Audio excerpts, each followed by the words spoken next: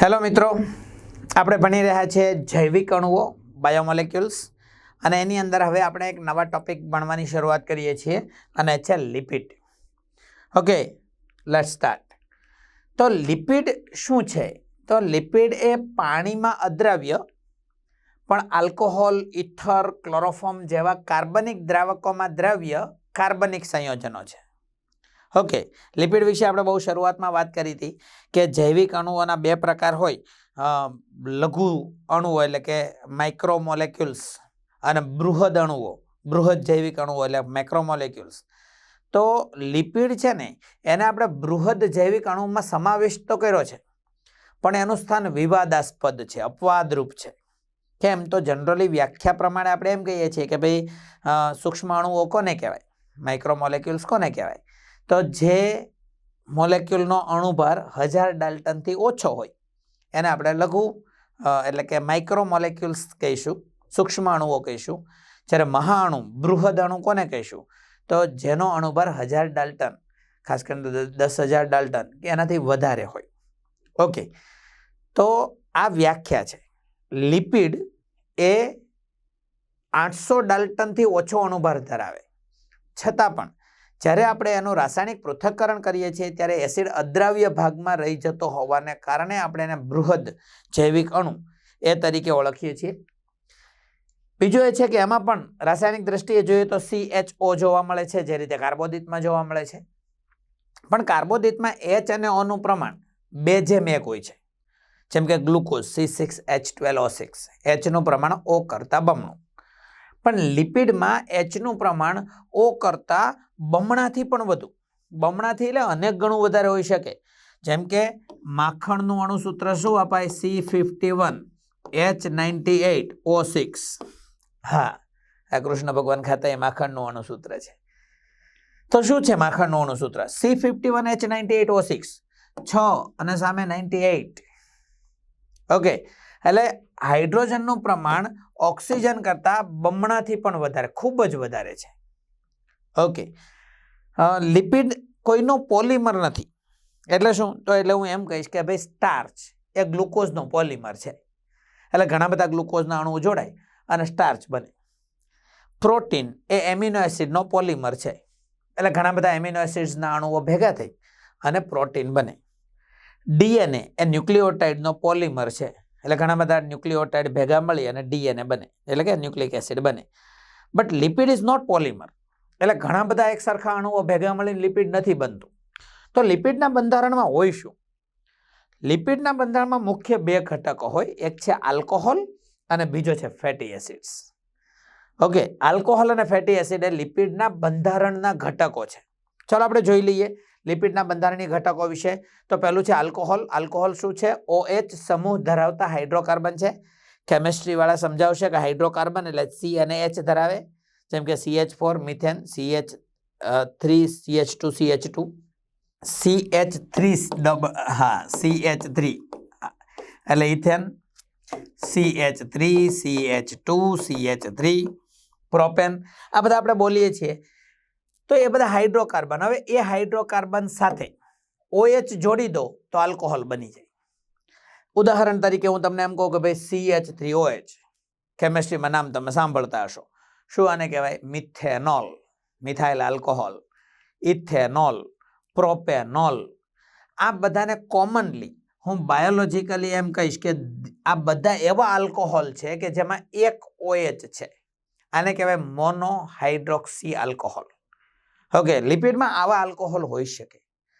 અથવા લિપિડમાં બીજા એક આલ્કોહોલ હોય છે ટ્રાયહાઇડ્રોક્સી આલ્કોહોલ, એટલે કે 3 કાર્બન છે, 3 સાથે OH જોડાયેલો છે એવો આલ્કોહોલ, જેને સામાન્ય ગ્લિસરોલ તરીકે ઓળખવામાં આવે. અને મિત્રો તમને જાણ ખાતર કહી દઉં કે ગ્લિસરોલ એકલો પણ સાદા લિપિડ તરીકે જ ઓળખાય છે. ઓકે, તો ગ્લિસરોલ એ લિપિડનો બંધારણીય ઘટક છે. તમને જાણ ખાતર કહી દઉં કે જે એસ્ટર બને છે લિપિડમાં, એસ્ટર એટલે કે આલ્કોહોલ અને ફેટી એસિડ જોડાવાથી જે બનતા સંયોજનો, એમાં શું હોય તો કે આલ્કોહોલ જે ભાગ લે, આલ્કોહોલમાં જેટલા OH હોય એટલા ફેટી એસિડ એની સાથે જોડાઈ શકે. ઓકે, ચાલો આપણે આગળ વધીએ. ફેટી એસિડ શું છે? તો ફેટી એસિડ એ COOH સમૂહ ધરાવતા હાઇડ્રોકાર્બન છે. ફેટી એસિડ પણ હાઇડ્રોકાર્બન જ છે, પણ એમાં COOH સમૂહ જોવા મળે છે. આ જે હાઇડ્રોકાર્બન કેવા છે એના ગુણધર્મને આધારે ફેટી એસિડ બે પ્રકારના હોય, સંતૃપ્ત ફેટી એસિડ અને અસંતૃપ્ત ફેટી એસિડ. મિત્રો તમે સંતૃપ્ત ફેટી એસિડની વાત સમજી લો કે ભાઈ સંતૃપ્ત ફેટી એસિડમાં શું હોય તો કે એમાં બે ક્રમિક કાર્બન પરમાણુ વચ્ચે સિંગલ બોન્ડ હોય છે અને સિંગલ બોન્ડ હોવાને કારણે એ બહારથી નવા હાઇડ્રોજન કે હેલોજન પરમાણુ ગ્રહણ કરી શકતા નથી. ઓકે, જે ચરબી ઘન હોય એની અંદર સંતૃપ્ત ફેટી એસિડ જ આવેલા હોય. ઘન ચરબીની અંદર સંતૃપ્ત ફેટી એસિડ્સ આવેલા હોય. આ સંતૃપ્ત ફેટી એસિડના ઉદાહરણ છે બ્યુટિરિક એસિડ, પામિટિક એસિડ, સ્ટીયરિક એસિડ. આ બધા સંતૃપ્ત ફેટી એસિડ્સ છે. ચલો આપણે થોડુંક જોઈ લઈએ કે ભાઈ પામિટિક એસિડ, બ્યુટિરિક એસિડની વાત કરીએ તો શું હશે તો કે 1 2 3 4 4 કાર્બન છે. પહેલા ઉપર તો COOH જ છે એટલે COOH. પછી અહીંયા શું તો કે ભાઈ અહીંયા CH2 અને CH3. This is બ્યુટેરિક acid. Okay, હવે દાખલા તરીકે આ રીતે મારે પામિટિક એસિડ લખવું હોય તો શું લખવું પડે? તમારે પામિટિક એસિડ લખવું હોય તો એ રીતે લખવું પડે કે પહેલા હું COOH લખું એટલે એક કાર્બન થયો. ત્યાર પછી આ CH2 કેટલી વખત લખીશ? 14 વખત લખીશ. અને છેલ્લે CH3 લખીશ એટલે 16 કાર્બન ધરાવતો ફેટી એસિડ થયો. સમજ પડી મિત્રો? આ રીતે COOH પછી CH2 14 times and then CH3. This is palmitic acid. ઘણીવાર તમે પામિટિક એસિડની જગ્યાએ પામિટેટ એવો શબ્દ સાંભળ્યો હશે. તો એ કેમ હોય તો કે બસ આ COOH લખવાને બદલે દાખલા તરીકે COO માઇનસ લખવામાં આવે ને ત્યારે એને પામિટેટ તરીકે ઓળખવામાં આવે છે. COO minus. ઓકે, આ યન સ્વરૂપે છે. આ COOH દર્શાવવાની પદ્ધતિ ઘણી અલગ અલગ છે. આ કાર્બન આ CH2 14 CH3 અહીં COOH બતાવવા માટે C ડબલ બોન્ડ O અને OH આ રીતે પણ દર્શાવી શકો છો. આને આ રીતે દર્શાવવાના સ્થાને તમે આવી રીતે પણ દર્શાવી શકો છો. C double bond O minus. Okay, આ તો હું તમને એ સમજાવું છું કે તમે અલગ અલગ રીતે તમે આ ઘટકોને સમજાવી શકો છો. પણ તમારે યાદ રાખવાનું છે પામિટિક એસિડ અને સ્ટીયરિક એસિડ એ કુદરતમાં જોવા મળતા સંતૃપ્ત ફેટી એસિડ છે, જેમાં પામિટિક એસિડમાં કાર્બન પરમાણુની સંખ્યા છે 16, જ્યારે સ્ટીયરિક એસિડમાં કાર્બન પરમાણુની સંખ્યા છે 18. અસંતૃપ્ત ફેટી એસિડ કોને કહેવાય તો કે અસંતૃપ્ત ફેટી એસિડ એને કહેવાય કે જેમાં બે ક્રમિક કાર્બન પરમાણુ વચ્ચે એક કે વધારે જગ્યાએ દ્વિબંધ આવેલા હોય તો એને અસંતૃપ્ત ફેટી એસિડ કહેવાય. અને અસંતૃપ્ત ફેટી એસિડ બહારથી નવા હાઇડ્રોજન કે હેલોજન ગ્રહણ કરી શકે. કઈ રીતે કરી શકે તો તમે સમજી શકો છો. ધારો કે આ COOH છે અને પછી આ કાર્બનની લાંબી શૃંખલા છે. અહીંયા ધારો કે દ્વિબંધ છે તો અહીંયા હાઇડ્રોજન કઈ રીતે હશે તો કે અહીંયા હાઇડ્રોજન અને હાઇડ્રોજન હશે, અહીંયા હાઇડ્રોજન હશે, અહીંયા એક જ હશે કારણ કે 4 સંયોજકતા પૂરી થઈ ગઈ. અહીંયા એક જ હશે, અહીંયા હાઇડ્રોજન અને અહીં હાઇડ્રોજન 3 જગ્યાએ હશે. એટલે CH3 CH2 CH double bond CH2 COOH. Okay, આ રીતે હોય. હવે હાઇડ્રોજન કઈ રીતે ગ્રહણ કરી શકાય તો જ્યારે હાઇડ્રોજનને દાખલ કરવો હોય ત્યારે શું કરવું પડે? આ એક દ્વિબંધ તોડી નાખવો પડે અને એની જગ્યાએ નવો હાઇડ્રોજન અહીંયા અને અહીંયા ઉમેરી દેવો પડે. એટલે કે અસંતૃપ્ત ફેટી એસિડમાં દ્વિબંધ હોય પણ એમાં હાઇડ્રોજન જો ઉમેરાઈ જાય તો પછી સંતૃપ્ત બની જાય. આ ઘટનાને હાઇડ્રોજિનેશન કહેવાય. અહીંયા હાઇડ્રોજનની જગ્યાએ હેલોજન ઉમેરાયો તો એને હેલોજિનેશન કહેવાય. પણ હાઇડ્રોજન કે હેલોજન ગ્રહણ કરી શકે છે. ઓકે મિત્રો, તો યાદ રાખીશું કે અસંતૃપ્ત ફેટી એસિડમાં બે ક્રમિક કાર્બન પરમાણુ વચ્ચે દ્વિબંધ હોય. હા, એક જગ્યાએ હોય કે એક કરતા વધારે જગ્યાએ હોય. એ નવા હાઇડ્રોજન કે હેલોજન પરમાણુ ગ્રહણ કરી શકે છે. હા, હાઇડ્રોજન કે હેલોજન ગ્રહણ કરે ઘટનાને હાઇડ્રોજનેશન કે હેલોજિનેશન કહેવાય, પણ ગ્રહણ કર્યા પછી એ પાછા સંતૃપ્ત બની જાય. સામાન્ય રીતે પ્રવાહી તેલની અંદર અસંતૃપ્ત ફેટી એસિડ્સ આવેલા હોય. જે તેલ પ્રવાહી છે એમાં અસંતૃપ્ત ફેટી એસિડ્સ હોય છે. અસંતૃપ્ત ફેટી એસિડના બે પ્રકાર છે. એક છે MUFA અને બીજું છે PUFA, મુફા અને પુફા. તમકો આવડી શું છે ભાઈ? તો એમાં હાઇડ્રોકાર્બન શૃંખલામાં કેટલા દ્વિબંધ છે એને આધારે એને આવા બે પ્રકારમાં વહેંચવામાં આવે છે. મોનો અનસેચ્યુરેટેડ ફેટી એસિડ એટલે એવા ફેટી એસિડમાં એક જ સ્થાને દ્વિબંધ હોય. કયા? દાખલા તરીકે ક્રોટોનિક એસિડ 4 કાર્બન વાળો છે, એના ત્રીજા અને ચોથા કાર્બન વચ્ચે દ્વિબંધ છે. ઓલિક એસિડ 18 કાર્બન વાળો છે, 18 કાર્બન યુક્ત સંયોજન, જેમાં 9મા અને 10મા કાર્બન વચ્ચે દ્વિબંધ છે. ઓકે. હા, PUFA એટલે poly unsaturated fatty acid, arachidonic acid. હવે આમાં એરેકિડોનિક બોલો કે સ્પેલિંગ પ્રમાણે આર્ચિડોનિક બોલો, તો આર્ચિડોનિક એસિડ કાર્બન પરમાણુની સંખ્યા છે 20, એમાં 4 જગ્યાએ દ્વિબંધ આવેલા છે. તમે તેલની એડવર્ટાઇઝ જોતા હશો કે ભાઈ omega-3 એ શું છે? અનસેચ્યુરેટેડ ફેટી એસિડ કે જે એન્ટીઓક્સિડન્ટ તરીકે કામ કરે.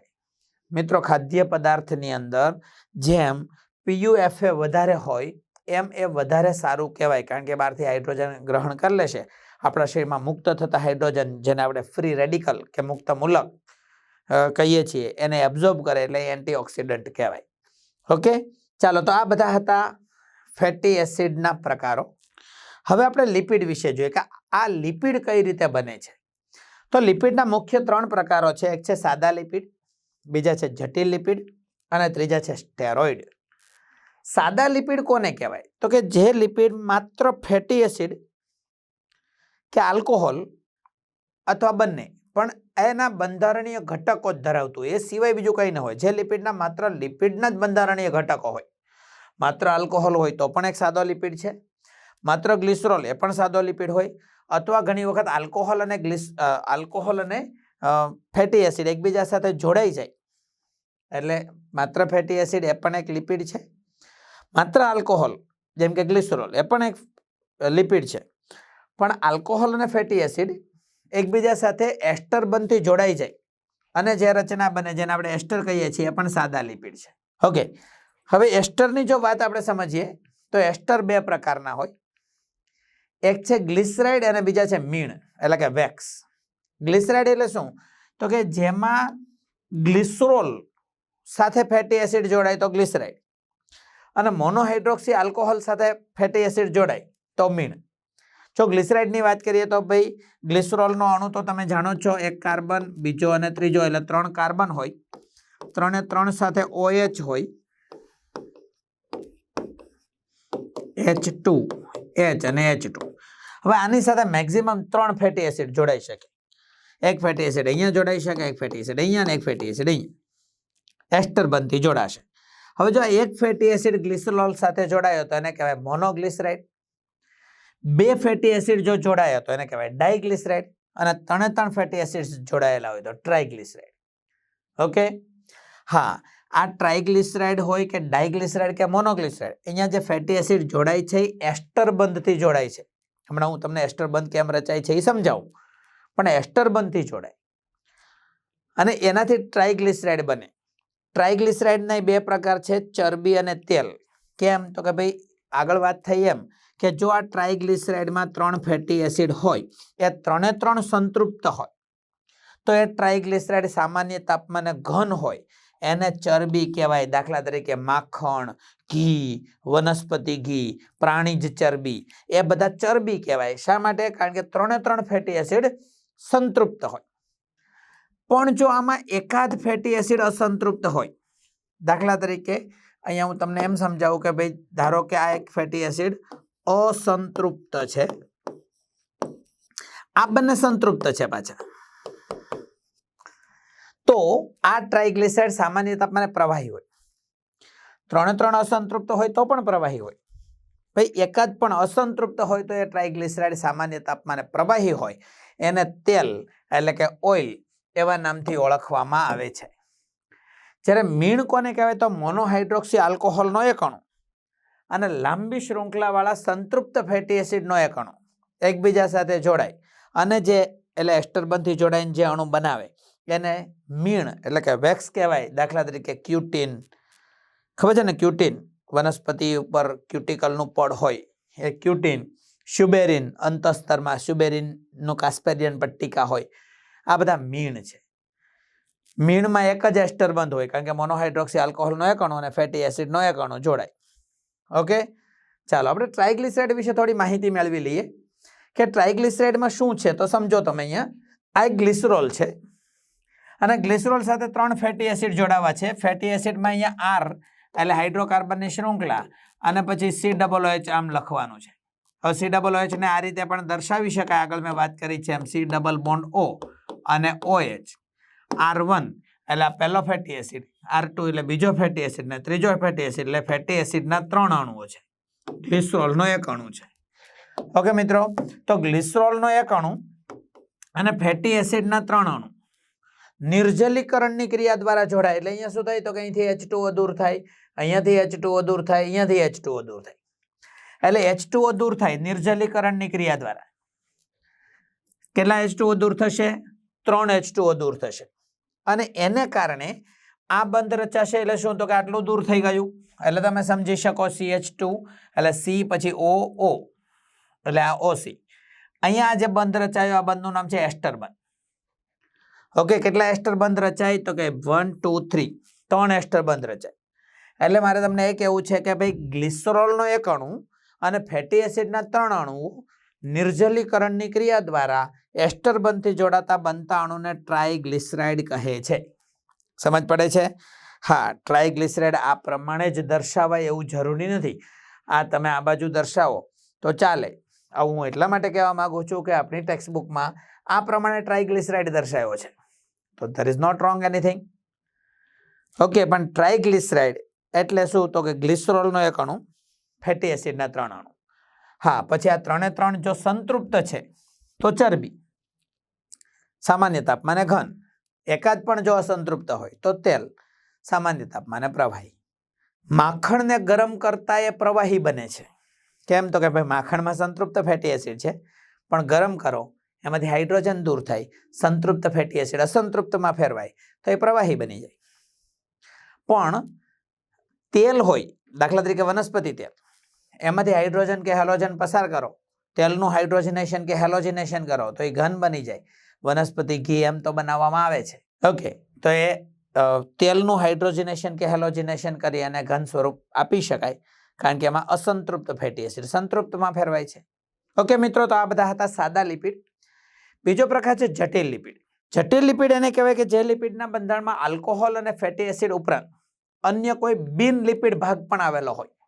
આલ્કોહોલ અને ફેટી એસિડ્સ તો છે જ, પણ એ સિવાય કોઈ બિન લિપિડ ભાગ પણ આવેલો હોય તો એવા લિપિડને જટિલ લિપિડ કહેવાય. ઉદાહરણ તરીકે ફોસ્ફોલિપિડ, લેસિથિન. લેસિથિનમાં શું છે તો કે ભાઈ ગ્લિસરોલ છે, 2 ફેટી એસિડ છે અને પછી ફોસ્ફેટયુક્ત ઘટક છે. તો આનો મતલબ છે કે ફોસ્ફોલિપિડ, લેસિથિન જે કોષરસ પટલના બંધારણમાં હોય છે એ ફોસ્ફેટયુક્ત લિપિડ છે, ફોસ્ફોલિપિડ. બીજું ઉદાહરણ આપી શકાય ગ્લાયકોલિપિડ, કાર્બોહાઈડ્રેટ યુક્ત લિપિડ. ઉદાહરણ આપી શકાય લિપોપ્રોટીન, લિપિડ યુક્ત પ્રોટીન. તો આ બધા જે છે એ ઉદાહરણો છે જટિલ લિપિડના. લિપિડનો ત્રીજો પ્રકાર છે સ્ટેરોઇડ. સ્ટેરોઇડ એ લિપિડનો વિશિષ્ટ પ્રકાર છે. સ્ટેરોઇડ બોલો કે સ્ટેરોઇડ બોલો, એ લિપિડનો વિશિષ્ટ એવો પ્રકાર જે ફેટી એસિડને સમાવતા નથી, ફેટી એસિડ ધરાવતા નથી. સ્ટેરોઇડના 2 પ્રકાર છે, સ્ટેરોલ અને સ્ટેરોન. સ્ટેરોલ એને કહેવાય કે જેમાં હાઇડ્રોક્સિલ સમૂહ હોય પરંતુ કાર્બોક્સિલ કે કીટોન સમૂહ આવેલ ન હોય. OH છે એટલે આલ્કોહોલિક ગ્રુપ છે પણ કાર્બોક્સિલિક કે કીટોન સમૂહ નથી એટલે આલ્કોહોલિક સ્વરૂપ છે. અને એવા સ્ટેરોઇડને આપણે સ્ટેરોલ કહીશું. ઉદાહરણ તરીકે છે કોલેસ્ટેરોલ. જ્યારે જેમાં હાઇડ્રોક્સિલ સમૂહ ઉપરાંત કાર્બોક્સિલ કે કીટોન સમૂહ પણ આવેલ હોય તો એને સ્ટેરોન કહેવાય. જો સ્ટેરોલનું ઉદાહરણ છે કોલેસ્ટેરોલ. અહીંયા દોરેલું છે કોલેસ્ટેરોલનું સ્વરૂપ, જે આપણા રુધિરમાં કોલેસ્ટેરોલનું પ્રમાણ અમુક કરતાં વધી જાય તો નુકસાન પહોંચાડે છે, લોહીની નળીઓને બ્લોક કરે છે, એથેરોસ્ક્લેરોસિસ અને આર્ટેરિયોસ્ક્લેરોસિસ માટે જવાબદાર છે. તો એ છે કોલેસ્ટેરોલ. અર્ગોસ્ટેરોલ અર્ગટમાંથી મળે. આ બધા સ્ટેરોલ છે. શું કહેવાય? હાઇડ્રોક્સિલ સમૂહ હોય પણ કાર્બોક્સિલ કે કીટોન સમૂહ ન હોય. પણ જેમાં હાઇડ્રોક્સિલ સમૂહ ઉપરાંત કાર્બોક્સિલ કે કીટોન સમૂહ પણ આવેલ હોય તો એને સ્ટેરોન કહેવાય. દાખલા તરીકે ટેસ્ટોસ્ટેરોન, પ્રોજેસ્ટેરોન જે પુરુષ અને સ્ત્રીના અનુક્રમે જાતીય અંતઃસ્ત્રાવો છે. ઓકે મિત્રો, તો આ બધા લિપિડના પ્રકારો હતા. લિપિડના સામાન્ય મહત્વ હું તમને સમજાવી દઉં. પહેલું તો લિપિડ સૌથી વધુ શક્તિ આપનારો ખોરાક છે. 1 ગ્રામ લિપિડમાંથી 9.3 કિલો કેલરી જેટલી શક્તિ મુક્ત થાય છે. એટલે સૌથી એનર્જી વાળું ફૂડ છે. એટલા માટે શરીરમાં ખોરાકના અનામત જથ્થા તરીકે એનો સંગ્રહ થાય છે. અલગ અલગ અંગોમાં અવાહક પડ તરીકે વર્તે છે. જેમ કે અધોત્વચીય મેદપડ, આપણી ત્વચાની નીચે જે મેદનું પડ છે, જે આપણા શરીરમાંથી ઉષ્મા બહાર પ્રસરી ન જાય કે બહારની ઉષ્મા શરીરમાં પ્રવેશી ન જાય, એના માટે જવાબદાર છે. ચેતાતંતુની ફરતે લિપિડનું મજ્જાપડ હોય છે, મજ્જિત ચેતાતંતુ, જેના કારણે ચેતાતંતુમાંથી પસાર થતો ઉર્મિ વેગ આજુબાજુ પ્રસરી ન જાય. વનસ્પતિના અંગો, બાહ્ય હવાઈ અંગો, એની સપાટી ઉપર ક્યુટિકલનું પડ હોય એ પણ રક્ષણાત્મક છે, લિપિડના કારણે છે. કોષરસ પટલ કે અંગિકાના પટલના બંધારણમાં ફોસ્ફોલિપિડ જોવા મળે છે, લેસિથિન. મેદદ્રાવ્ય વિટામિન, એના દ્રાવક તરીકે vitamin A, vitamin D, vitamin કે, વિટામિન ઈ, આ બધાના દ્રાવક તરીકે લિપિડ હોય છે. એને આધારે તેને મેદદ્રાવ્ય વિટામિન્સ કહેવામાં આવે છે. વિટામિન બી અને વિટામિન સી જલદ્રાવ્ય છે, જ્યારે વિટામિન એ, ડી, કે, ઈ મેદદ્રાવ્ય છે. કેટલાક અંતઃસ્ત્રાવના બંધારણમાં જોવા મળે છે. કેટલાક અંતઃસ્ત્રાવો એવા છે કે જે લિપિડના બનેલા છે. દાખલા તરીકે આગળ વાત કરી ટેસ્ટોસ્ટેરોન, પ્રોજેસ્ટેરોન, આ બધા. ઓકે મિત્રો, તો આ બધી બાબતો લિપિડ વિશેની વાતો હતી. હવે પછીના નેક્સ્ટ લેક્ચરની અંદર આપણે પ્રોટીન વિશે ઊંડાણપૂર્વક અભ્યાસ કરીશું. Okay, thank you very much.